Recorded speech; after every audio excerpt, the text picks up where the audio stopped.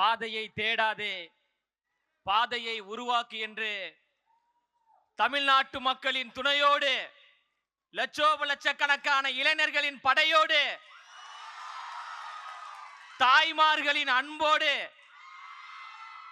கழக தோழர்களின் ஆதரவோடு கழக பணி செய்வதற்காக, மக்கள் பணி செய்வதற்காக நம்மளை மட்டும் நம்பியே வந்திருக்கின்ற தமிழ்நாட்டினுடைய வருங்கால நாளைய தமிழ்நாட்டினுடைய வருங்கால முதலமைச்சர் தலைவர் தளபதி அவர்களுக்கு வணக்கம்.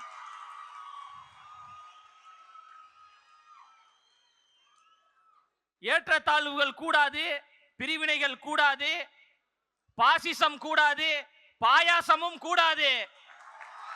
நாம் எல்லோரும் சமம், பிறப்புக்கும் எல்லா உயிருக்கும் என்கின்ற சமத்துவ கொள்கைகளை முன்வைத்தும் அந்த கொள்கை கோட்பாடுகளை உள்வாங்கிக் கொண்டும் மதசார்பற்ற சமூக நீதி அரசியலையும் எங்களுடைய கொள்கை தலைவர்களாக இருக்கக்கூடிய பகுத்தறிவு பகலவன் தந்தை பெரியார் அவர்களையும், அறிவு ஆசான் அண்ணல் அம்பேத்கர் அவர்களையும், ஐயா கர்ம வீரர் காமராஜர் அவர்களையும், வீரமங்கை வேலு நாச்சியார் அவர்களையும், மக்கள் சேவகர் அஞ்சலை அம்மாள் அவர்களையும் கொள்கை தலைவர்களாக ஏற்றுக்கொண்டு தமிழ்நாட்டினுடைய அடையாளமாக, தமிழ்நாட்டினுடைய முகமாக, தமிழ்நாட்டினுடைய முகவரியாக இருக்கின்ற கழக தலைவர் அவர்களையும் நம்பித்தான் அரசியல் பயணத்திற்கு, சமூக பணிக்கு நாம் வந்து கொண்டு மிகப்பெரிய ஆலமரமாக இருக்கக்கூடியவர்கள் என்று சொல்லக்கூடியவர்களை நெஞ்சிரத்தோடு எதிர்த்து நாம் களம் செய்து மக்களுக்கு நல்லாட்சியை கொடுப்பதற்கு நாங்கள் தயாராக இருக்கிறோம் என்கின்ற தைரியத்தோடு இருக்கிறோம் என்றால்,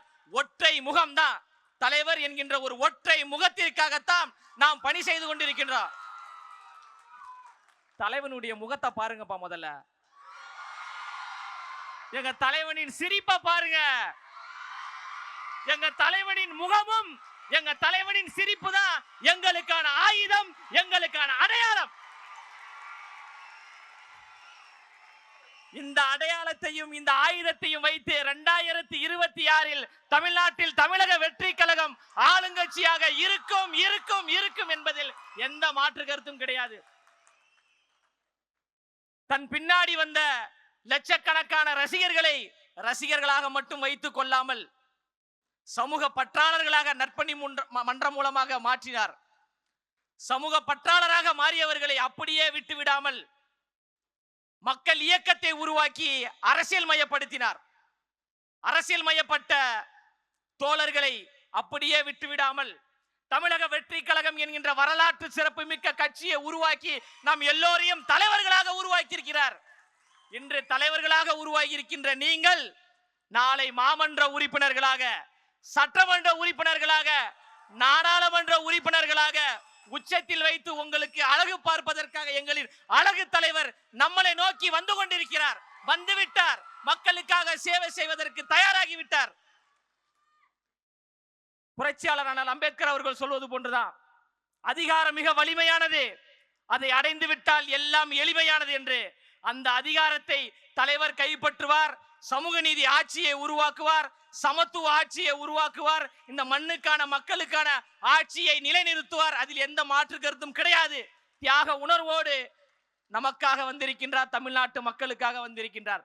நிறைய பேர் சொல்றாங்க, இவர்கள் எல்லாம் ரசிகர்கள் கூட்டம், இவர்கள் எல்லாம் நம்ம சாதாரணமாக கையாண்டு விடலாம், சாதாரணமாக அணுகி விடலாம் என்று நினைக்கிறாங்க.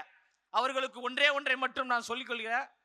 காற்றாற்று வெள்ளத்தில் கரைந்து போவதற்கு நாங்கள் ஒன்றும் களிமண்கள் கிடையாது. அந்த காற்றாற்று வெள்ளத்தின் திசை வழி போக்கையே மாற்றக்கூடிய கரும் பாறைகள் என்பதை யாரும் மறந்துடாதீங்க. அவர் என்ன சாதாரண தலைவரா? அவர் என்ன சாதாரண தலைவரான? தமிழ்நாட்டில் சரித்திரத்தை ஏற்படுத்தக்கூடிய ஒரு தலைவர், வெற்றி வீரராக, மாண்புமிகு தலைவராக, மண்ணின் மைந்தராக, பச்சை தமிழராக,